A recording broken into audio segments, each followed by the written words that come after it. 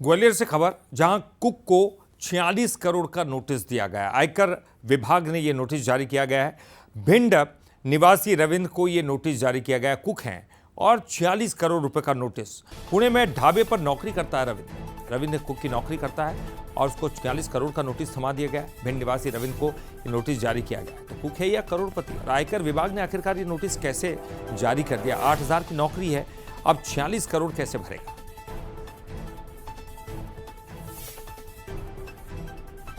तो पुणे में ढाबे पर नौकरी करता है रविंद्र।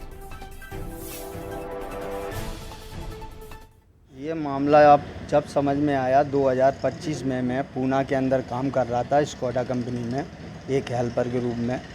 तो उधर जब पहला नोटिस अप्रैल में आया तो हमारे घर पे इतना कोई जानकार नहीं है, पढ़ा लिखा नहीं है, तो हमने उसका ध्यान नहीं दिया कुछ भी। जब दूसरा नोटिस जुलाई में आया तो मैं तुरंत ही अपनी नौकरी छोड़ के और घर पहुंचा। घर पहुंच के मैंने नोटिस लिया। नोटिस ले जाके वकील साहब को दिखाया तो वकील साहब ने बोला आप अपना बैंक का स्टेटमेंट निकलवाइए। तो हमने अपना पूरा 5 साल का स्टेटमेंट निकलवाया और 46 करोड़ 18 लाख का लेन देन बताया है। और अभी भी उस खाते में 12 लाख रुपए डले हुए हैं और 2023 में ये खाता बंद कर दिया गया है।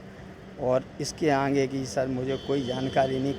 इनके पास अभी अप्रैल 2025 में एक नोटिस आया है इनकम टैक्स डिपार्टमेंट का, 46 करोड़ 18 लाख लगभग का नोटिस है। वो नोटिस इंग्लिश में होने की वजह से इनके घर का कोई व्यक्ति उसे समझ नहीं पाया। उसके बाद दूसरा नोटिस जब जुलाई के महीने में इनके घर पर आया तो इनकी वाइफ ने इन्हें फ़ोन करके बताया कि ऐसे ऐसे घर पर नोटिस आया। इनका खाता पंजाब नेशनल बैंक शाखा भिंड में है।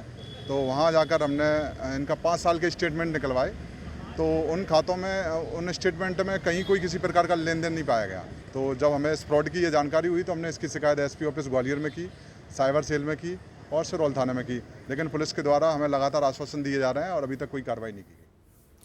और चलिए अब ज़्यादा जानकारी के लिए हम सीधे रुक करेंगे। हमारे साथ हमारे ब्यूरो चीफ ग्वालियर से उमेश पाराशर जुड़ गए हैं। उमेश, बड़े आश्चर्य की बात है, गजब का ये खेल है। एक 8,000 की नौकरी करने वाला व्यक्ति 46 करोड़ रुपए कैसे चुकाएगा? ये क्या, ये कुछ लापरवाही है, कुछ गलती से हो गया या वाकई कोई दूसरा कारोबार करता है ये कुक?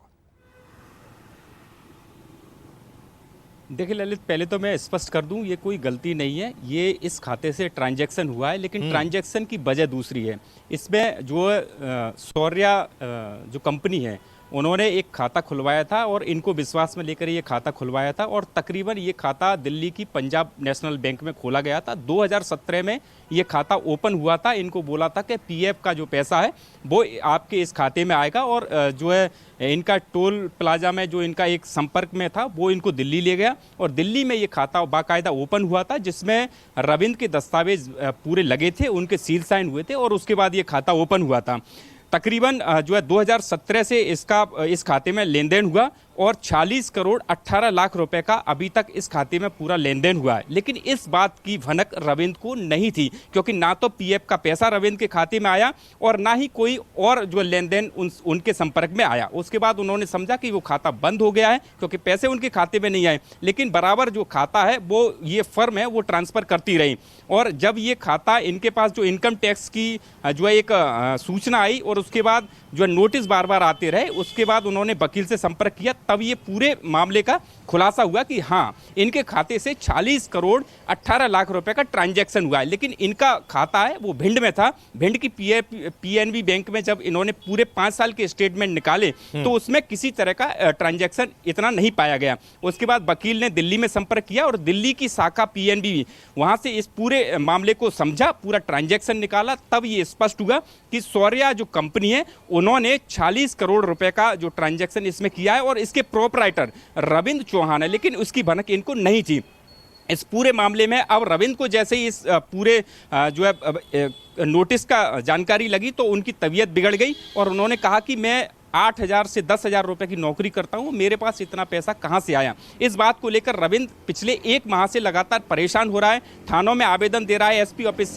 एसपी से गुहार लगा रहा है कि इस पूरे मामले की जांच हो, लेकिन अभी तक इसमें कोई भी जांच नहीं हो पाई है। यही वजह है कि अब रविंद्र ने वकील का सहारा लिया है। हाईकोर्ट के वकील हैं, वो अब इस पूरे मामले की इन्वेस्टिगेशन में जुड़े, आयकर विभाग से लगातार संपर्क कर रहे हैं। लेकिन हाँ, जो कंपनियां हैं जो 2 नंबर की यानी जो ब्लैक धन होता है उसको 1 नंबर का करने के लिए अपने कर्मचारी, ड्राइवर और तमाम जो उनकी कंपनियों में नौकरी करने वाले कर्मचारी होते हैं उनके खातों में बोगस खाते खुलवाते हैं और फिर उनमें एक बड़ा ट्रांजैक्शन करते हैं। और इसकी जब जानकारी इनकम टैक्स को लगती है तब इस पूरे मामले का खुलासा होता है। तो कोई ये रविंद्र का पहला मामला नहीं है, इससे पहले भी तमाम इस तरह के मामले हैं वो सामने आए। इनकम टैक्स की नजर इन सब खातों पर रहती है। जब भी लंबा ट्रांजैक्शन होता है तो वो उसकी खातों को पकड़ता है उमेश, और इस तरह के जहां पर बड़े ट्रांजैक्शन होते हैं उनको इससे कोई मतलब नहीं कि कहां जो बैंक खाता है वो गलत से ऑपरेट हो रहा है या सही ऑपरेट हो रहा है। ये जांच करना पुलिस का भी काम है और निश्चित तौर पर ये आगाह भी करता है उन तमाम लोगों को